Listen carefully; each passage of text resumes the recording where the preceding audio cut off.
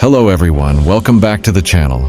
Today we're diving into a topic that surprises a lot of people. Why bodybuilders, despite their impressive physiques, perform so badly in arm wrestling. If you're wondering why those big muscles don't always translate into victory on the table, stick around till the end because I've got some strong reasons to break it down for you.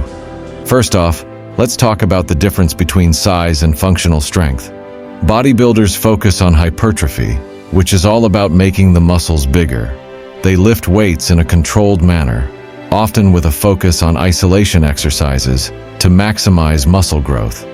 While this builds impressive muscle size and endurance, it doesn't necessarily translate into the explosive, specific strength needed for arm wrestling. Arm wrestling requires a very particular type of strength that's not just about muscle size but also about tendon strength, bone density, and the ability to generate force in a very specific range of motion.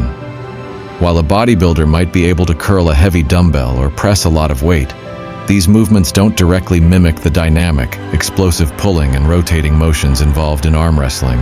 Next, let's talk about technique. Arm wrestling is as much a skill sport as it is a strength sport. Experienced arm wrestlers spend years perfecting their technique, learning how to position their body, leverage their weight, and use their opponent's force against them. A bodybuilder, on the other hand, might not have this kind of specialized training. In arm wrestling, the angle of attack, hand position, and even the way you apply pressure can determine the outcome. You could have all the muscle in the world, but without the right technique, you'll find yourself at a disadvantage against someone who knows how to use leverage effectively. Arm wrestling also heavily relies on muscles that aren't the primary focus of bodybuilding routines. For instance, the forearm flexors, pronator teres, and supinator muscles play crucial roles in arm wrestling. These muscles are responsible for controlling the hand and wrist, which are critical for gaining an advantage over your opponent. Bodybuilders might have strong biceps and triceps, but if their forearm muscles aren't equally developed or conditioned for endurance and quick, powerful contractions, they won't be able to maintain control during a match. This is why you often see smaller, skinny arm wrestlers such as Devon defeating much bigger bodybuilders than them. They've developed strength in all the right places. Before we move on, subscribe to my channel. Another factor to consider is endurance. Arm wrestling matches can be short, but they require a burst of energy and strength over a sustained period, often in an isometric hold.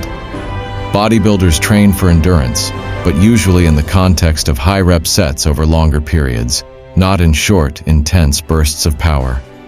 Arm wrestlers often have superior muscular endurance in the specific muscles needed for the sport.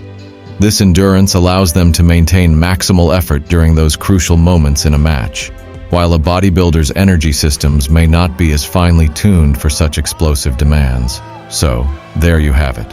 While bodybuilders certainly have the muscle mass and overall strength, arm wrestling requires a specialized combination of technique, specific muscle development, and endurance that doesn't come from traditional bodybuilding training alone.